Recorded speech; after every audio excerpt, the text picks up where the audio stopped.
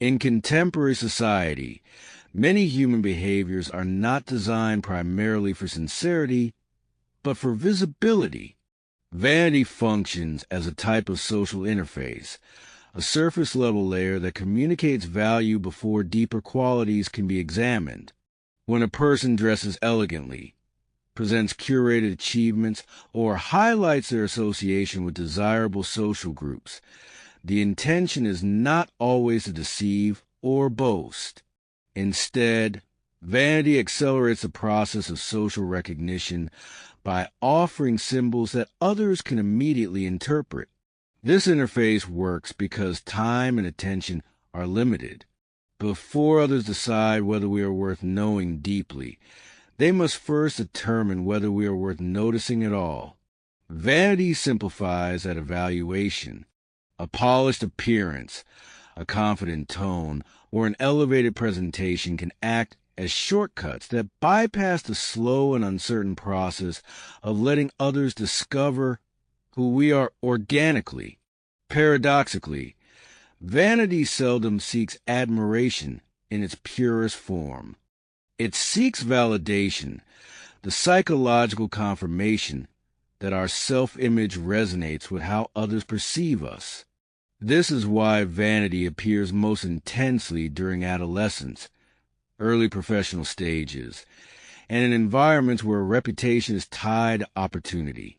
A resume, a hairstyle, a luxury accessory, or even a well-framed social media post can become tokens used to negotiate identity within a competitive hierarchy. Vanity is commonly labeled as arrogance, yet beneath it lies a quieter and more fragile fear, the fear of becoming socially invisible. People who constantly perform themselves through style, speech, or selective storytelling are attempting to secure a mental presence in others. It is not simply about being liked, but about being remembered. Psychologists refer to this as compensatory self-display.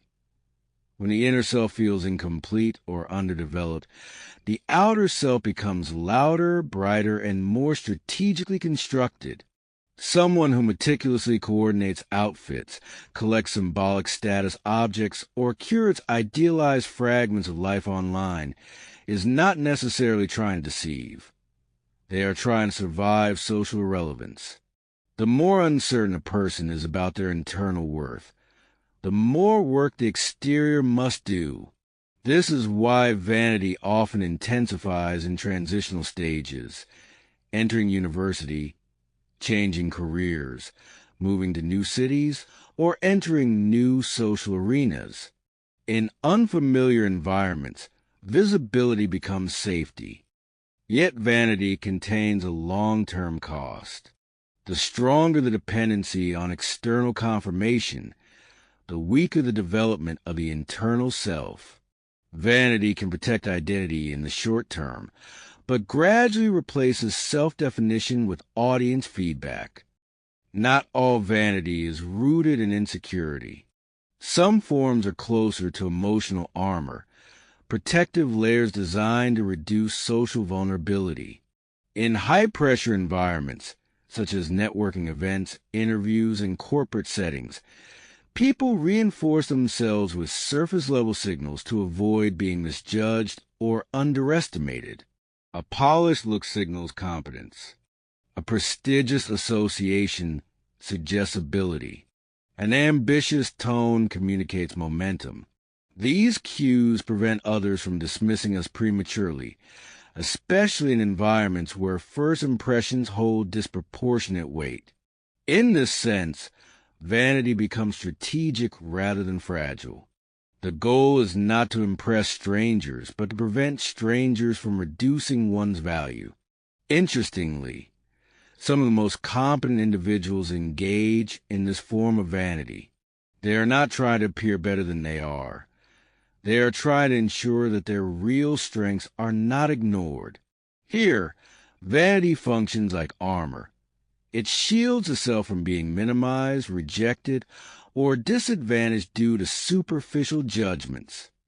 Vanity generates complex emotional reactions in observers. When subtle, tasteful, and well-calibrated, it inspires admiration. People enjoy witnessing aesthetic confidence, stylistic effort, or refined presentation, especially in cultural spaces like fashion, art, and entertainment. However, when vanity becomes excessive, aggressive, or demanding, it produces resentment. Others feel that validation is being extracted from them rather than earned.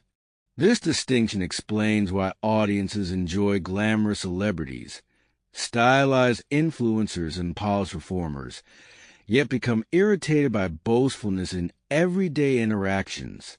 Public vanity is consumed voluntarily and often serves as entertainment. Private vanity demands emotional labor from those who did not consent to participate. Socially skilled individuals calibrate vanity carefully, enough to signal competence and desirability, but not enough to provoke social backlash.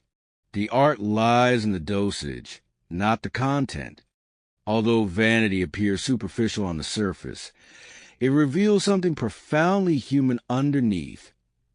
The universal desire to be seen, acknowledged, and integrated into the collective reality in which we live. Human beings are not merely biological organisms. We are social creatures whose identities are co-authored by the perceptions of others. When we decorate ourselves, adjust our tone, refine our image, or emphasize certain narratives, we are not simply performing. We are negotiating a place within the social fabric that surrounds us.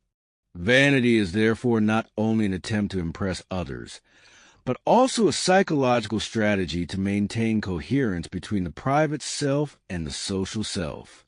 A person who exaggerates their achievements is not necessarily trying to deceive. They may be rehearsing a version of themselves they hope to grow into. A person who dresses elegantly may not be seeking constant attention, but rather try to align with a self-image that feels aspirational or future-oriented. Even those who signal status are often trying to transcend the limitations of their personal history, escaping backgrounds that once felt confining, anonymous, or overlooked. From this perspective, vanity becomes less about shallow aesthetics and more about existential participation. To engage in vanity is to request to be included in the shared reality of one's peers. We do not simply want others to see what we are. We want them to see what we are trying to become. This is why vanity persists across cultures, time periods, and social classes. It emerges in adolescence as identity is formed, intensifies in competitive adulthood as social roles solidify, and continues into later life as individuals seek relevance, dignity, and continuity in the eyes of others. The paradox is that vanity both hides insecurity and expresses aspiration. It can disguise fragility while simultaneously revealing ambition. When viewed through this lens, vanity becomes a kind of psychological bridge, one that connects the internal world of imagination with the external world of recognition. People do not embellish themselves because they are shallow. They embellish themselves because they are human. And in the negotiation between how we see ourselves and how others see us, vanity becomes one of the many imperfect methods we use to ensure that we are not ignored, forgotten, or erased by the world around us.